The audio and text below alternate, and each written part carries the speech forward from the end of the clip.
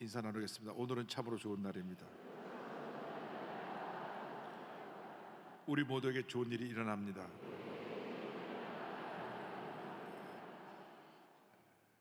우리가 늘 믿음의 고백, 긍정의 고백을 해야 됩니다. 우리 믿음의 고백대로 우리에게 좋은 일이 일어날 것입니다. 오늘은 이사야서 38장 말씀을 중심으로 해서 평안을 주려 하심이라, 이 같은 제목으로 말씀의 은혜를 나누기 원합니다. 제목 한번 따라해 주세요. 평안을 주려 하심이라. 평안을 주려 하심이라.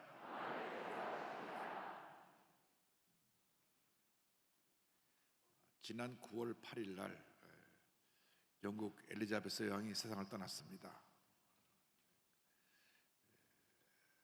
1952년 2월 6일 25세의 나이로 아버지 조지 6세를 이어서 영국 여왕이 됩니다. 그리고 왕이 올라서 70년을 통치하고 그가 세상을 떠났습니다.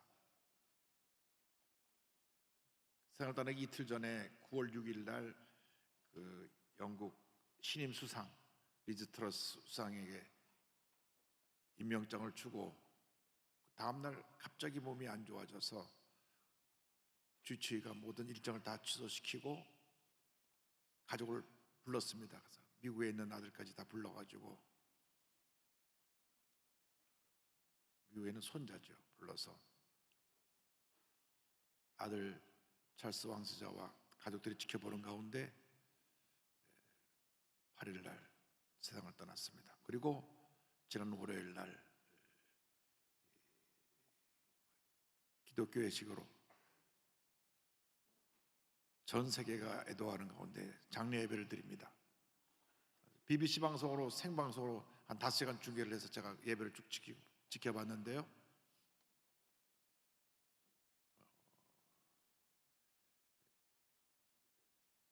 찬송을 부르고 그다음 목사님들이 교회별로 나와서 기도를 하고 캔터베리 대주교가 설교를 하고 그 웨스트민스터 사원 주임 사제가 사회를 보고 성경 봉독은 수상에 나와서 성경 봉독을 하고, 그리고 설교에도 한 번 더 찬양이 쓴 다음 축도로 예배를 마치고 그 다음에는 영국 국가를 부르고 난 다음 관이 나갔습니다. 미국의 매스컴들이 말하기를 전 세계에서 20-30억은 그 장례식 광경을 지켜봤을 것이다, 그렇게 얘기를 했습니다. 누구에게나 죽음은 다가옵니다. 예고 없이 어느 날 갑자기 죽음이라는 것이 우리를 찾아옵니다. 어떤 죽음을 우리가 맞이할 것인가? 오늘 말씀 보니까 히스기야 왕이 중병에 걸려 죽게 되었습니다. 남왕국 유다의 13번째 왕입니다. 하나님을 잘 섬긴 훌륭한 왕입니다. 그런데 그 히스기야 왕이 병들어 죽게 되었다고 말씀합니다. 이사야 38장 1절입니다. 그때 히스기야가 병들어 죽게 되니 아모스의 아들 선지자 이사야가 나아가 그에게 이르되, 여호와께서 이같이 말씀하시기를 너는 내 집에 유언하라, 내가 죽고 살지 못하리라 하셨나이다 하니. 이 같은 내용이 열왕기하 20장에도 나옵니다. 그 내용은 보면 죽음이 매우 임박한 것을 알 수 있습니다. 20장 1절에 그때 히스기야가 병들어 죽게 되매 아모스의 아들 선지자 이사야가 그에게 나와서 그에게 이르되, 야훼의 말씀에 너는 집을 정리하라, 내가 죽고 살지 못하리라 하셨나이다. 당신 죽을 날이 얼마 멀지 않았기 때문에 모든 주변 정리를 다 하시고 그리고 죽음을 맞이하십시오, 이렇게 와서 선지자가 하나님의 말씀을 전했습니다. 사람들이 자기 마음대로 못하는 것이 생로병사입니다. 태어나고 늙고 병들고 죽는 것은 누구에게나 다가오는데, 내가 내 원하는 대로 아무 때나 태어날 수도 있는 것도 아니고, 또 내가 내 원하는 대로 내가 늘 건강하게 늙지 않고 살겠다 하지만은 시간은 가는 것입니다. 아무리 주기세포를 맞고 어쩌고 해도 결국은 어느 때 우리는 우리 삶의 마지막을 맞이하게 될 것입니다. 그렇기 때문에 우리 각자가 자기의 주어짐을 삶을 살다가 하나님의 부르심 가야 되는데, 정말 하나님 앞에서 의미 있게 보람 있게 행복하게 살다가 주 앞에 부름받는 여러분 모두가 되기를 주님의 이름으로 축원합니다. 히스기야 왕은 한평생 하나님을 잘 섬긴 왕입니다. 종교개혁을 일으켜서 우상을 철폐하고 신당을 무너뜨리고 하나님을 의지해서 대적을 물리친 귀한 하나님의 종입니다.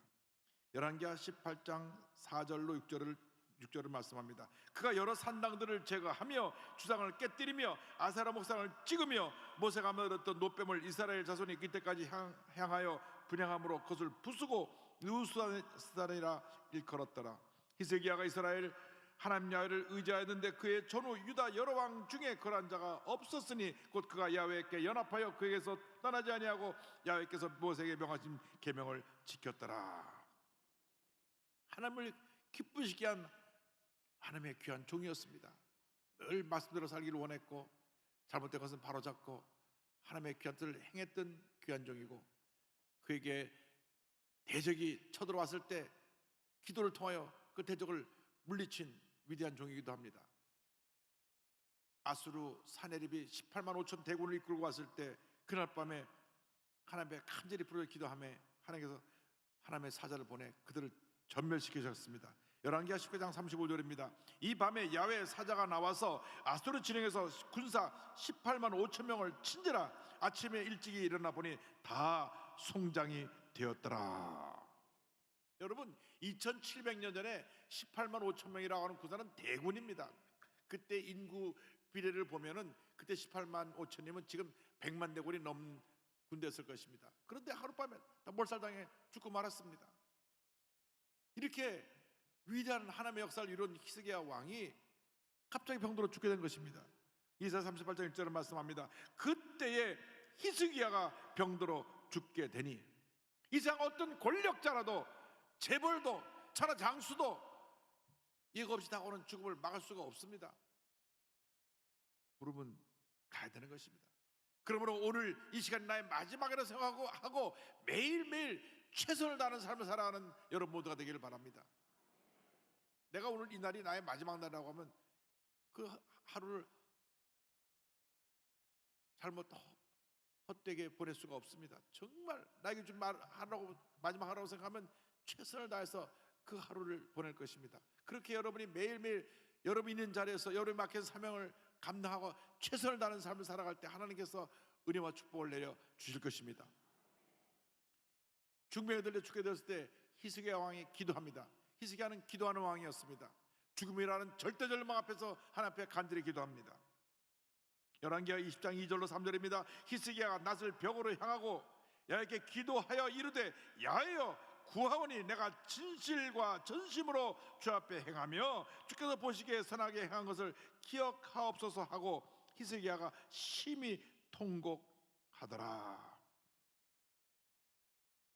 히스기야가 하나님 앞에 통곡의 기도를 드리며, 하나님, 내가 이렇게 전심으로 주님을 섬겼는데 저를 불러가시면 어떡합니까? 주님, 저의 생명을 연장시켜줘서 하는 영광에서 이 세상에서 살다가 주님 앞에 가게 하여 주옵소서. 통곡의 기도를 드립니다. 절망의 때에 내 힘으로 도저히 감당할 수 없는 큰 문제가 내게 닥쳐 나를 둘러쌀 때에, 내가 너무나 몸이 아파 중매에 걸려 병상에 누워있을 때에 아무도 나를 도와주지 않고 나 혼자 외롭게 내동댕이 쳐서 눈물로 베개를 적시고 있을 그때에, 바로 그때가 주님 앞에 부르짖을 때인 것입니다. 주여 나를 살려주옵소서, 나를 불쌍히 보시옵소서, 나를 절망에서 건져주옵소서. 통곡하며 기도할 때 하나님께서 그 기도를 들으시고 응답해 주시는 것입니다. 우리가 문제를 만났을 때, 어려움 당할 때 주 앞에 부르짖어 기도해야 되는 것입니다. 부르짖어 기도하고 또 기도하고 또 기도하고 또 기도하면 주께서 그 기도를 들으시고 응답하시고 주님의 기적을 우리에게 나타내 주시는 것입니다. 그 기도를 하나님께서 들으시고 이사야 선지자를 통하여 그 기도에 대한 응답을 전하여 주십니다. 이사야 38장 4절 6절입니다.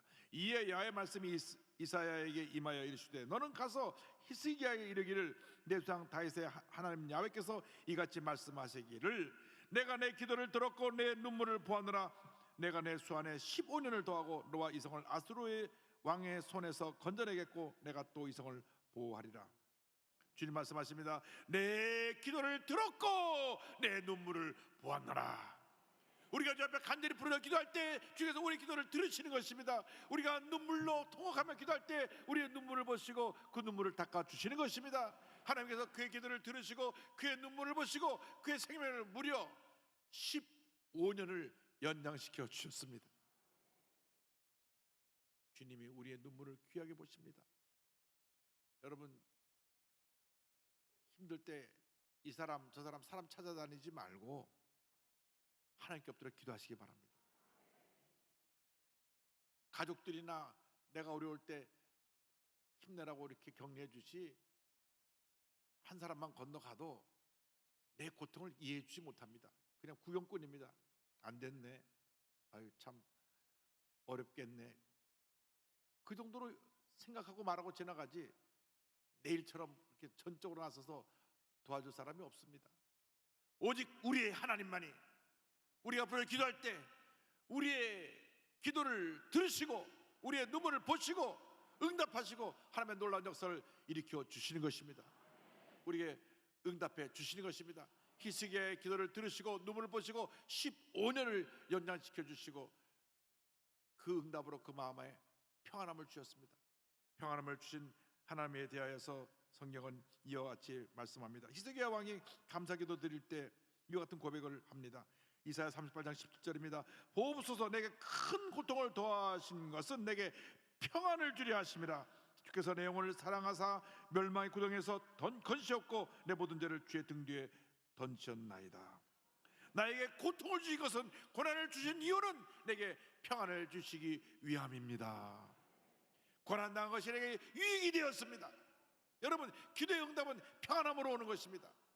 마음이 불안하고 걱정이 죽을 듯하고 마음이 편치 않으면 아직 응답이 오지 않은 것입니다.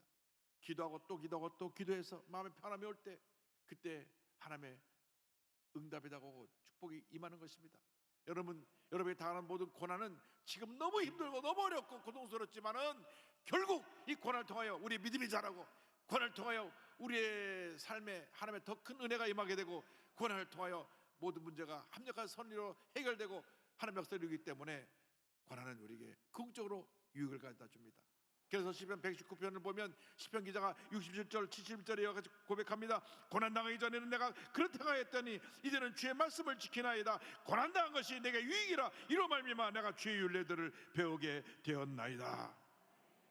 고난을 당할 때 잘못된 길로 가다가 바로 가게 되고, 고난을 당할 때 내가 하나님부터 멀어졌던 내가 주에게 가까이 가게 되고, 고난을 당할 때 내 성숙하지 못했던 연약했던 모습이 다시 성숙한 모습으로 변화되고 내 인격도 다듬어지고 더 나은 모습으로 바뀌어지게 되는 것입니다. 고난 중에 부르짖어야 됩니다. 부르짖을 때 마음의 염려 거지거지 떠나가게 되고 주님의 평안함이 다가옵니다. 주님께서 우리가 부르짖을 때 절망의 구덩이에서 건져주시고 우리의 모든 죄 허물을 다 사하여 주시는 것입니다. 결국 우리의 허물 때문에, 우리의 죄 때문에 다가온 고난이 대부분입니다.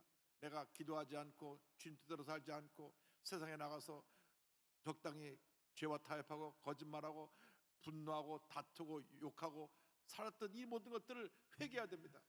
우리 예수 믿는 사람이 교회 안에서는 거룩한데 나가기만 하면 멋대로 산다고 하면 그건 예수 잘못 믿는 겁니다.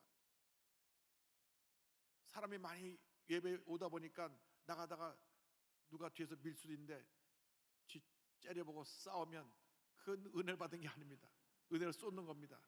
물론 미는 분도 밀면 안 되는데 요즘 코로나 때문에 그게 좀 없어졌어요.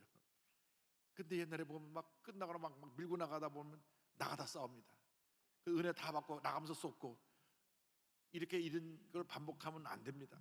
그래서 고난을 당할 때 이런 내 자신의 모습 속에 뭔가 잘못된 것이 무엇이 있는가, 주님 뜻대로 살지 못한 것, 내 뜻대로 살았던 것, 죄와 타협하며 살았던 것 철저하게 회개하고 돌아서면 하나님께서 은혜를 더해 주십니다. 시편 103편 11절 13절에 이와 같은 말씀이 있습니다. 이는 하늘이 땅에서 높은 같이 그를 경외하는 자에게 그의 인자심이 크심이로다. 동이 서에서 먼 것 같이 우리의 죄가를 우리에게서 멀리 옮기셨으며 아버지가 자식을 긍휼히 여긴 같이 야훼께서는 자기를 경외하는 자를 긍휼히 여기시나니. 아버지가 자녀를 긍휼히 여기고 자녀를 불쌍히 여기고 사랑하는 것처럼 하나님이 우리를 불쌍히 보시고 우리를 사랑하시고 우리 모든 젊에서 건져주시고 주님의 사랑의 품에 안아주시고 우리를 모든 어려움에서 이기고 승리하게 만들어 주시는 것입니다. 그래서 우리는 주님 앞에 마음의 평안함이 올 때까지 기도하고 또 기도하고 또 기도해야 됩니다. 병 중에 가장 큰 병이 마음의 스트레스입니다. 스트레스가 만병의 근원이라 그럽니다. 마음의 스트레스를 갖고 있으면 마음이 무너지고 온몸이 무너집니다. 온몸이 안 아픈 데가 없습니다. 온몸의 면역 기능이 떨어지니까 온갖 병이 다 생겨나는 것입니다. 그래서 우리가 기도하고 마음의 평안을 얻고 스트레스를 물리쳐야 되는 것입니다. 사도 바울이 빌립보 교인들에게 편지를 보냈는데 빌립보서 4장 6절 7절에 보면 이 같은 말씀이 있습니다. 아무것도 염려하지 말고 오직 모든 일에 기도와 간구로 너희 구할 것을 감사함으로 하나님께 아뢰라. 그리하면 모든 지각에 뛰어난 하나님의 평강이 그리스도 예수 안에서 너희 마음과 생각을 지키시리라. 염려하지 말고 염려할 시간에 기도하고 간구하고 감사를 드리면 주님께서 평안함을 주실 것이라. 할렐루야. 그래서 우리가 어떤 어려움을 만나도 문제를 당해도 주 앞에 기도해야 됩니다. 언제까지? 평안함이 올 때까지 기도하고 또 기도하면 평안함이 다가와서 나의 마음속이 늘 평안해 평안해 평안해. 그 평안함이 되기를 바랍니다. 에콰도르에서 선교하고 계시는 에콰도르 이선수 선교사님 간증입니다.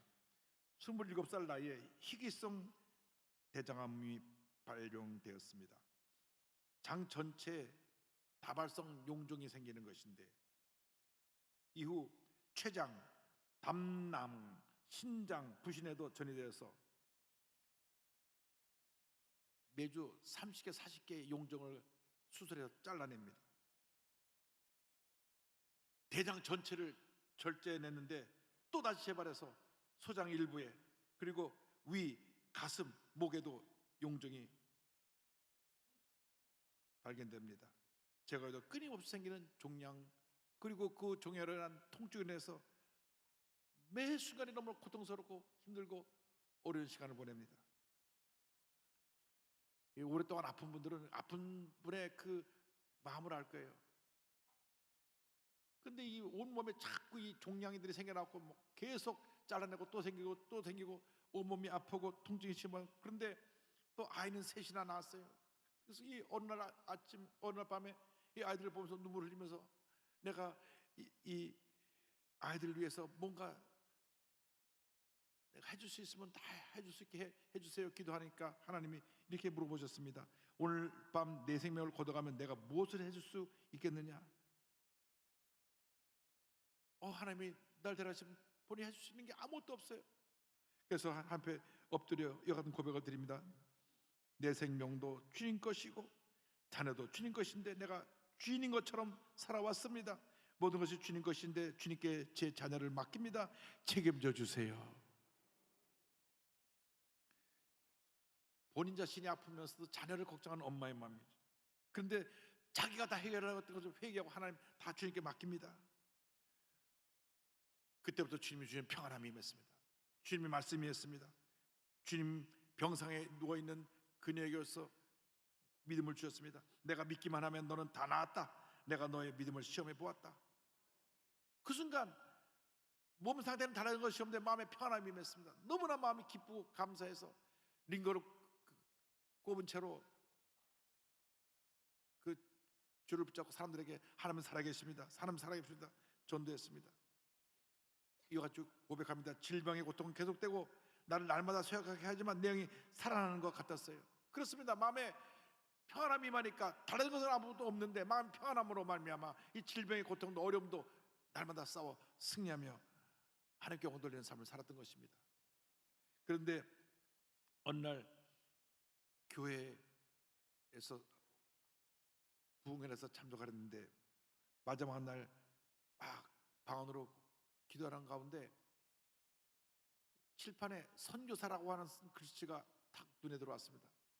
깜짝 놀라가지고 하나님께 기도했습니다. 저를 살려주시면 간증한다고 했지 제가 언제 선교사 한다고 했나요? 하나님께 따지시 물었는데 주님께서 여기까지 말씀하십니다. 10년 전에 너를 살려주면 너를 드리겠다고 고백하지 않았느냐? 드려진 삶은 주인이 마음대로 쓰는 것이 맞지 않느냐? 주님께서 주님께 맡겠다 하니까 내가 내 마음대로 쓰겠다는데 너 왜 그런 질문을 하냐? 말씀하신 것입니다. 어느 날 꿈을 꾸는데 꿈에 남미의 선교사가 나타나서 와서 우리를 도와달라, 우리를 도와달라. 남미의 선교사가 부족하다. 그래서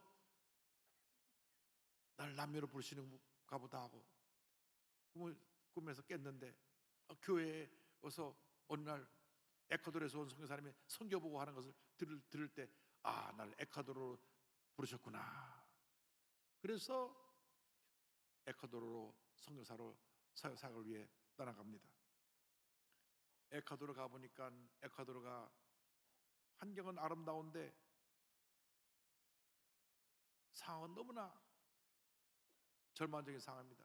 마약이 상행하고 지금 우리나라도 이 마약 문제가 심각한데요. 이 마약은 완전히 사람을 망하게 하는 겁니다. 마약 또 성범죄가 만연해서 에콰도르에 보면 여자아이가 13살만 되면 벌써 임신하고 애를 낳는답니다. 그러니까 치안도 안 좋고 이런 나라에 가서 복음을 전하는데 어느 날 아버지가 친딸을 성폭행했다고 하는 기사를 접하고 나서 분노가 치밀었습니다. 이 나쁜 사람 같으라고 막 분노하고 있는데 하나님께서 그를 책망하십니다.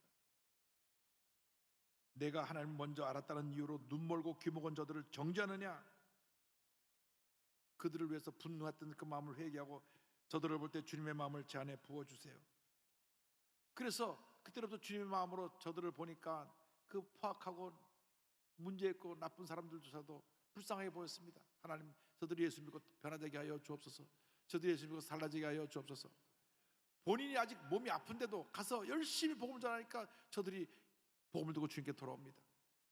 늘 주님께서 그 마음속에 내 은혜가 내게 부족하다 은혜를 주셔서 그래서 그곳에 가서 열심히 사역을 하며 이와 같이 간증합니다. 하나님께서는 이 질병을 통해 저를 다듬어 가셨습니다. 그동안 내가 뭐든 할 수 있을 것 같았던 나의 높아진 마음들을 만져주시고 나는 아무것도 할 수 없는 존재이며 모든 일은 살아계신 하나님께서 하셨습니다. 할렐루야. 모든 일은 살아계신 하나님께서 하셨습니다. 주님 평안함이 있으니까 몸이 아파도 힘들어도 어려워도 저들을 사랑으로 품고 저들에게 복음을 전하고 저들을 변화시키고 하나님의 영광을 나타내고 있는 것입니다. 여러분, 우리의 세상 살아가는 동안에 얼마나 많은 문제와 어려움이 우리에게 다가올지 모릅니다. 그러나 우리가 호흡이 있는 동안에 기도하고 감사하고 주님의 영광을 살아가는 우리 모두가 되어야 할 것입니다. 살아있는 동안에 정말로 의미 있게 보람 있게 행복하게 맡긴 사명 잘 감당하면서 주님의 영광을 온천에 드러내는 우리 모두가 되어야 할 것입니다. 오늘 이 시간까지 내 생명을 연장시켜 주신 하나님께 감사하며 남은 인생 하나님의 영광에 살기 원합니다. 주여, 내 마음에 평안함을 부어주셔서 주님 주신 평안함을 가지고 모든 어려움을 이겨내고 승리하는 삶을 살게 하여 주옵소서. 여러분 마음속에 주님의 평안함이 넘쳐나시기를 주님으로 축원합니다.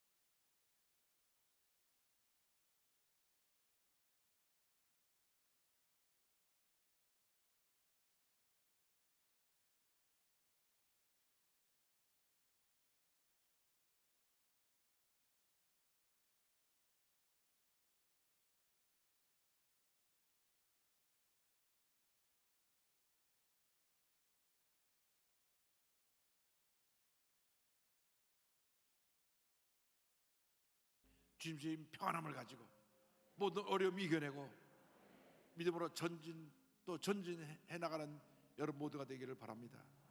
주님께서 맡기신 사명 잘 감당하여 언제고 주님 앞에 설 때 잘하였도다 착하고 충성된 종아 칭찬받는 여러분 모두가 되기를 주님의 이름으로 축원합니다. 기도하겠습니다. 사랑과 은혜와 자비가 무한하신 하나님 아버지, 한 번뿐인 인생에 우리를 찾아오셔서 예수 믿게 하여 주시고 하나님 자녀 삼아주신 것 감사합니다. 살아오는 동안 많은 어려움과 문제가 있었지만 그때마다 주님 함께 하셔서 어려움 이기고 승리하게 하실 것을 감사합니다.